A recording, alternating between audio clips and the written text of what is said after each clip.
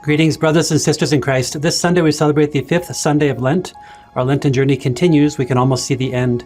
It's important to note that this year we've been hearing the readings from Year A, and these readings especially are intended to form those who are preparing for baptism and to help the rest of us who are preparing to renew our baptism at Easter. So all of the readings highlight some element of baptism which is being immersed into the life of God to be able to be renewed. And today we go to John chapter 11, the raising of Lazarus. Lazarus is a good friend of Jesus. And so today we find especially about how God redeems, how God can take our failures and our death and can redeem them for God's purposes. And so the details matter. The name Lazarus means God helps. And then Lazarus lives in Bethany with his sisters Mary and Martha. And the name Bethany means a house of the afflicted. And so think about that. All of us, in a sense, live in the house of the afflicted. All of us carry sadness and brokenness. All of us face death at some time in our life. And in the midst of all of that, we find that God comes to help us.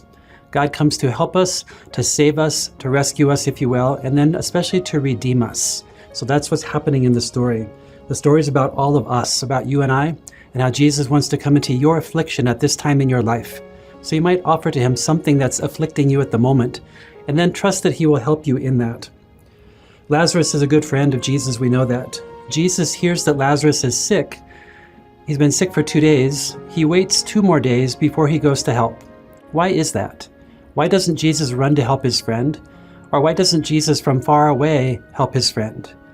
I think theologically we understand that in a sense, Jesus is treating Lazarus the same way that God the Father treated Jesus on the cross. And there's a mystery in here and a help in here somehow. So God allows everything to happen in our lives for our salvation, for our healing, for our betterment. So even what looks like affliction and death, God can use that somehow for God's purposes. And so we find that on the cross, when Jesus gives himself to the Father, then the Father is able to raise Jesus in resurrection to a higher pitch than humanity ever thought was possible. So God can take our desolation and turn it into a glory somehow. So Jesus, in a sense, is doing the same thing with Lazarus for us.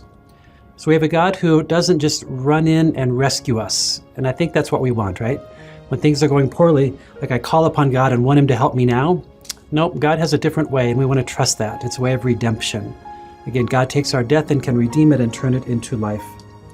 Lastly, Jesus commands Lazarus come out. After he returns, and Lazarus, who's been dead for 4 days, comes out. When Jesus speaks, it is God who speaks. Jesus' words, God's words, are efficacious. They make things happen. Come to the Eucharist this weekend. Listen to Jesus say, "This is my body, this is my blood." When Jesus speaks, when God speaks, something happens. Christ truly becomes present. So blessings on the end of your Lenten journey. Come to Mass and hear Jesus speak. Receive his body and blood.